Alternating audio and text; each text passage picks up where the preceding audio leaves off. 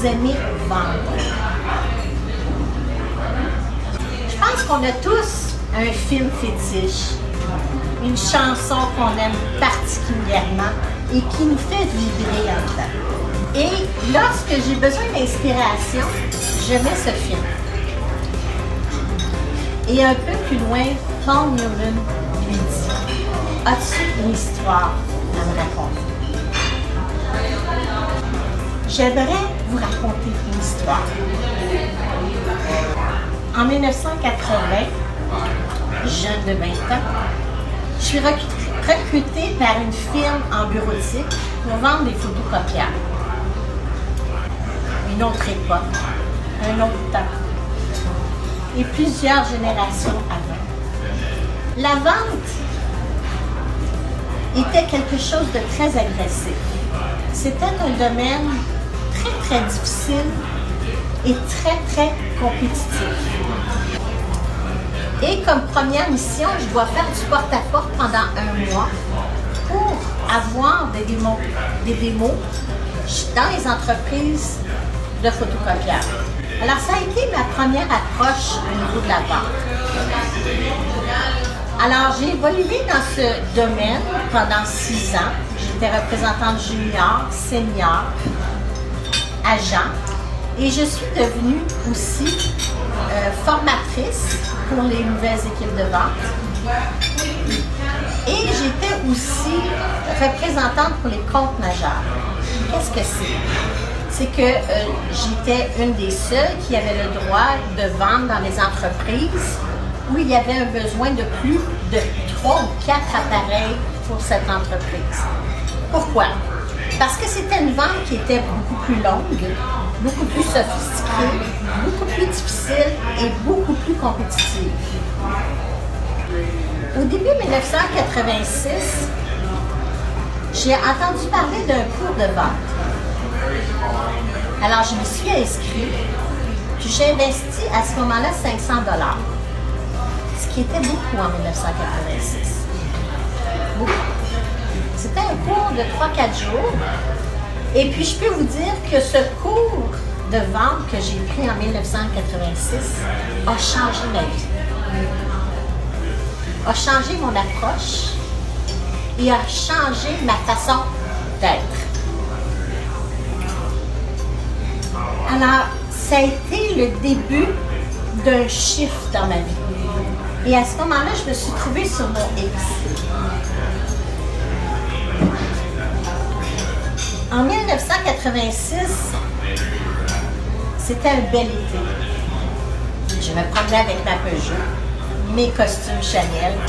J'étais pas styliste, mais j'étais pas mal belle. J'avais rendez-vous avec Monsieur Brunet.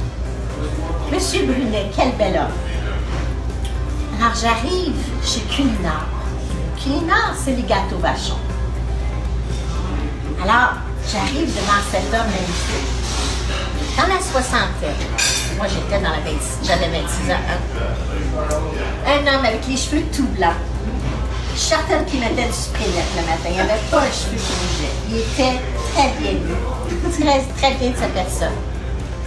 Et je m'assois devant lui pour naturellement présenter ma compagnie parce qu'ils sont sur le marché pour changer tous les photocopieurs de la compagnie. Tu sais, vous allez être 24 en compétition l'un contre l'autre. La petite Renée de 26 ans s'est trouvée belle type.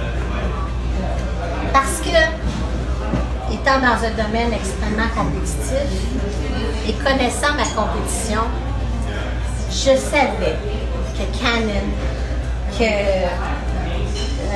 Toshiba, que seraient toutes là, puis que c'était des gens, des vendeurs compétents et extrêmement compétitifs. Qu'est-ce que je peux faire pour me démarquer? Comment puis-je faire une différence pour cet homme devant moi pour qu'il choisisse René? Alors, je me suis mise à lui poser des questions. J'adore poser des questions. Il me confie, je lui ai posé comme question, Monsieur Brunet, pourquoi 24? Je dis, pourquoi vous ne choisissez pas les 3 meilleurs Xerox, Canon, Sharp? Il m'a dit, c'est parce que les 2 dernières fois où j'ai pris cette décision, on a eu énormément de problèmes. Ça a été 8 ans de cauchemar. Puis mon bureau était devenu un bureau de plainte. OK. Donc, il dit, cette fois-ci, il dit, moi, je m'en vais à ma retraite bientôt. Puis il dit, c'est la dernière grosse décision que j'ai à prendre avant ma retraite. Puis il dit, je ne voudrais pas laisser en souvenir aux gens avec qui j'ai travaillé pendant 30 ans que j'ai pris une mauvaise décision. J'ai eu beaucoup d'empathie à ce moment-là pour cet homme. Parce que je me suis dit, oh, il a peur. 2, il est insécure. 3, il sait qu'il s'avance dans une aventure extrêmement difficile parce que tous les représentants vont être là à le bombarder. Mon intuition me dit en dedans, René, j'avais une genre de Bible, si vous voulez, que les représentants se servaient pour savoir notre compétition, comprendre notre compétition. Alors, j'avais un manuel avec toute la compétition et tous les appareils sur le marché. Alors, mon intuition me dit, et j'y ai même pas pensé, ça a été un geste naturel, j'ai pris ce manuel, je l'ai mis devant M. Brunet et je lui ai dit, M. Brunet, je comprends tellement comment vous devez vous sentir et comment la situation pour vous sera difficile. Voici ce que je vais faire pour vous. Ça, c'est mon outil de travail. Moi, c'est avec ça que je sais où je me situe face à ma compétition. Je vais vous laisser mon manuel. Et je dis ça, c'est entre nous, dites-le pas. C'était pas vrai. Parce que je pourrais perdre mon emploi, là, c'est vraiment confidentiel. Fait que je dis, ce que vous ferez, je dis, lorsque les compétiteurs viendront, puis qu'ils vous diront des choses, à leur départ, allez dans le manuel, faites-vous une référence, puis allez vérifier qui dit la vérité, qui dit les mensonges.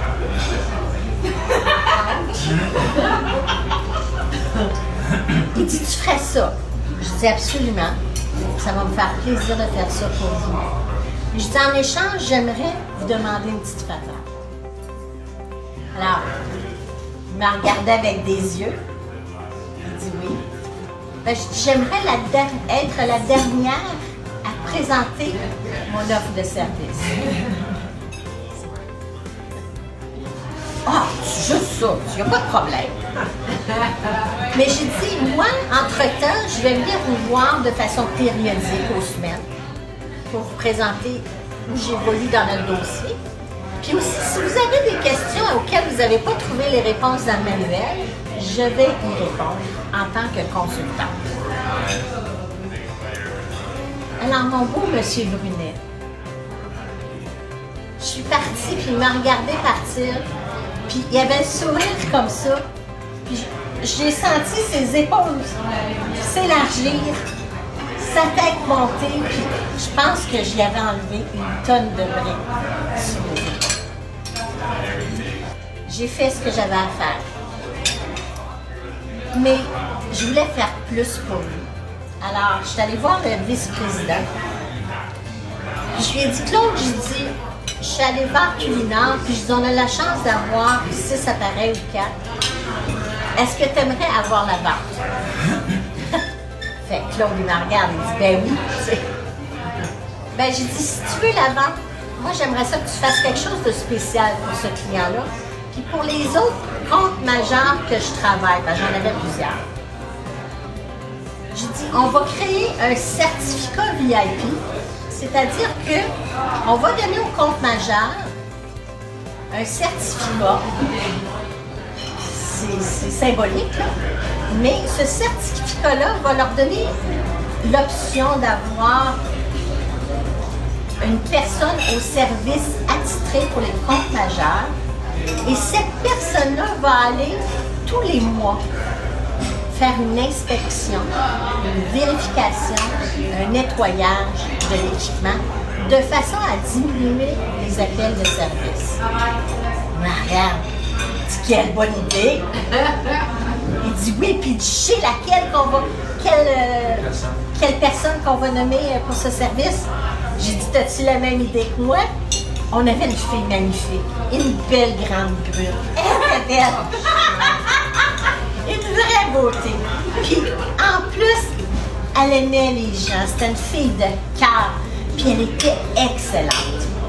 Il dit, je vais nommer telle fille. Puis c'est elle qu'on va nommer. On va lui faire une promotion. Puis on va la nommer en titre du service pour les comptes-majeurs. Monsieur Brunet m'appelle pour me dire « Viens me voir ». Fait que je suis allée le voir. Quand je suis arrivée dans mon bureau, il m'a remis mon petit manuel. Il m'a dit « Félicitations René, c'est toi qui as la vente ». Puis il dit « T'es pas la plus basse ». J'avais pas coupé mes prix. J'avais eu la vente. Pourquoi? Parce que j'avais fait une différence pour cette personne. Mais vous savez, en 1986, comme je vous l'ai dit tantôt, c'était agressif. Est-ce que les représentants se servaient de leur intuition pour faire de la vente? Non. Les meilleurs comme toi, oui. Est-ce que les représentants se servaient de leur empathie pour faire de la vente? Non. Mais aujourd'hui, j'analyse ce que j'ai fait à ce moment-là. Pourquoi j'aime parler de cette expérience-là en particulier? C'est parce que, avec le jeune âge dans lequel j'étais, je ne savais même pas que j'étais intuitive. Pourtant, c'était une de mes grandes forces. Je ne savais pas non plus que j'étais empathique et que je savais lire les gens dans leur cœur. J'avais 26 ans. Aujourd'hui, je sais.